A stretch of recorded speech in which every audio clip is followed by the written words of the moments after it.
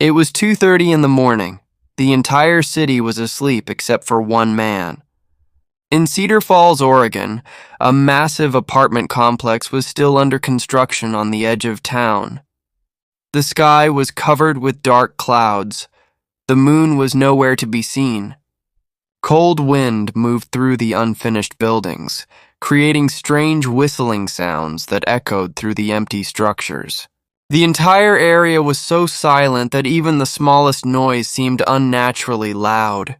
Michael Carter, a night security guard, was making his routine patrol.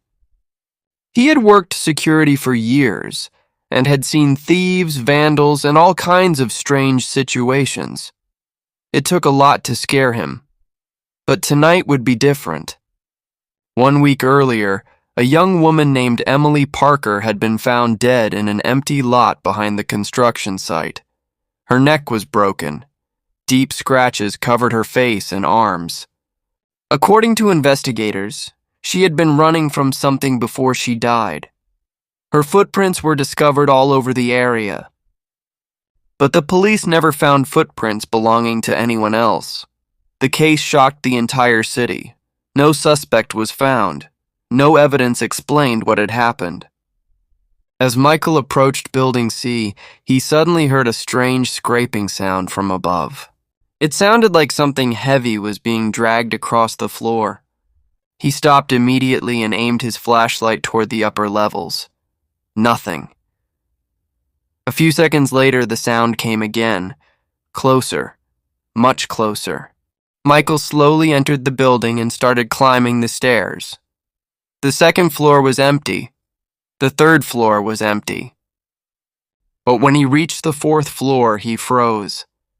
At the far end of the long hallway stood a human figure, motionless, silent, watching. Michael called out. No response. He raised his flashlight and pointed it directly at the figure. The moment the beam touched it, the figure vanished. Michael frowned. Maybe it was a trick of the light. Maybe his eyes were playing games. Then he heard footsteps behind him. Slow. Heavy. Getting closer. He spun around. Nobody was there. A chill ran through his body. The temperature seemed to drop with every passing second. Then his radio suddenly crackled to life. At first he heard only static, then a voice, a young woman's voice. Soft, broken, almost whispering. Michael. His heart skipped a beat. He lifted the radio closer to his ear. The voice returned. Michael, help me. The voice sounded exactly like Emily Parker. Then the radio went silent. At the same moment, the lights throughout the hallway began flickering. On, off, on, off. When the lights flashed on again, Michael nearly stopped breathing. A woman stood in the middle of the hallway. Long blonde hair covered part of her face. Her white dress was stained with blood. Slowly, she lifted her head. Her eyes were completely black. No whites, no pupils. Only darkness, and her mouth stretched into an impossibly wide smile. The lights went out again. Total darkness. Michael quickly switched on his flashlight. The woman was gone. Without thinking, he ran toward the stairs. As he descended, he heard footsteps racing behind him. Every time he moved faster, the footsteps moved faster. Every time he slowed down, they slowed down. Something was following him, something he couldn't see. Michael burst through the exit doors and stumbled outside. His chest heaved as he struggled to catch his breath. Then he noticed something standing in the empty lot where Emily's body had been discovered. A figure. A woman. This time he could see her clearly. It was Emily. Or at least it looked like Emily. She stood perfectly still with her head hanging low. Her long hair moved gently in the wind. Michael slowly stepped closer. Then Emily raised her head, her neck twisted at an unnatural angle, like a broken doll. Her eyes were completely black, but this time there was no smile, only pain. Terrible pain. Then she slowly raised one arm and pointed toward the forest behind the construction site. Her lips moved. He's still there. The words barely escaped her mouth. Then she disappeared. Gone. As if she had never existed. Michael stood frozen, his eyes fixed on the dark forest. The woods behind the property had always made locals uncomfortable. Few people entered during the day. Almost nobody entered. Inside was an identification card. The moment he read the name, his stomach tightened. Emily Parker. This was Emily's purse. But according to the police report, her purse had never been found. Then laughter echoed through the forest. A woman's laughter. Cold, slow, terrifying. Michael spun around. Nobody. The laughter came again. From his right, then his left, then above him in the trees. It sounded as if dozens of unseen people were laughing from every direction. His breathing grew heavier. Suddenly, his flashlight beam landed on a nearby tree. Something had been written across the trunk in what looked like blood. You are too late. Michael felt every muscle in his body tighten. Then something breathed directly against his ear. A voice whispered from behind him, so close that he could feel its breath. Now it's your turn. Michael's entire body froze, and that was the moment his real nightmare began. The cold forest around Michael Carter felt completely lifeless. Every muscle in his body had gone stiff. The whisper still echoed inside his head. Now it's your turn. His breathing became heavier. He quickly turned around. No one was there.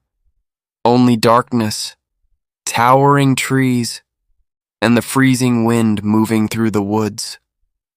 Yet Michael couldn't shake the feeling that something was watching him, watching his every move. He swept his flashlight across the forest. Then he saw it. About 30 feet away, standing between the trees, was a tall, black figure. Far taller than any normal human, it stood perfectly still, silent, motionless. Michael blinked. For a moment he wondered if his eyes were playing tricks on him. But when he looked again, the figure was gone. His heart pounded harder. Every instinct told him to leave, to get out of the forest immediately. He turned around and started walking back. But after several minutes, a terrible realization hit him. He was lost. The path he had used to enter the forest had disappeared. Every direction looked exactly the same. The trees seemed endless. It felt as though the forest itself was changing around him. Michael increased his pace. A few minutes later, he spotted a faint light glowing in the distance. Relief washed over him. Maybe it was the construction site. Maybe he had finally found his way back. He hurried toward it. But as he got closer, his steps slowed. The light wasn't coming from the construction site. It was coming from an old wooden cabin hidden deep within the forest. A lantern glowed behind one of the windows. Michael stared in disbelief. Locals always claimed nobody lived in these woods. Then who was inside? Slowly he approached the cabin. The front door was partially open. A warm yellow light spilled into the darkness.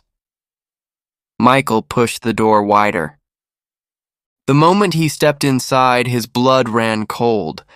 Photographs covered every wall, dozens of them, maybe hundreds. Every photograph showed a missing person. Some were 20 years old, some were 10 years old, some looked recent. Then his eyes locked onto one picture. Emily Parker, the murdered girl. Her photograph hung in the center of the wall, but something beside it made his stomach drop. Another photograph. His photograph. Michael Carter. A picture that appeared to have been taken that very night. Below it, written in red ink, were two horrifying words. Next victim. Michael felt his entire body tremble. Suddenly, slam! The cabin door slammed shut behind him. He spun around. His hands immediately grabbed the handle, locked. It wouldn't move. It felt as though someone on the other side was holding it shut. Then he heard footsteps above him, slow, heavy, deliberate. Each step made the wooden floor creak. Michael slowly looked toward the staircase. Darkness covered the upper floor, but something was standing there. Two glowing eyes, nothing else. Just two bright eyes staring directly at him from the shadows, neither blinking nor moving. For several terrifying seconds, they remained fixed on him. Then they vanished. Michael quickly pulled out his phone. No signal, not even a single bar. At that exact moment, a scream echoed from upstairs. A woman's scream, a desperate scream. Michael instantly recognized the voice. Emily, help me! The scream echoed through the cabin. Michael froze. Part of him wanted to run. Another part needed answers. Against his better judgment, he started climbing the stairs. Each step groaned beneath his weight. The air became colder. Much colder. When he reached the second floor, he found himself facing a long hallway. At the very end stood an open door. A strange red light glowed from inside the room. Michael slowly moved forward. His heart hammered against his chest. His hands shook. His breathing sounded unnaturally loud in the silence. Finally, he reached the doorway. The moment he looked inside, his flashlight slipped from his hand. In the center of the room sat an old wooden chair, and sitting in that chair was Emily Parker. Her head hung low,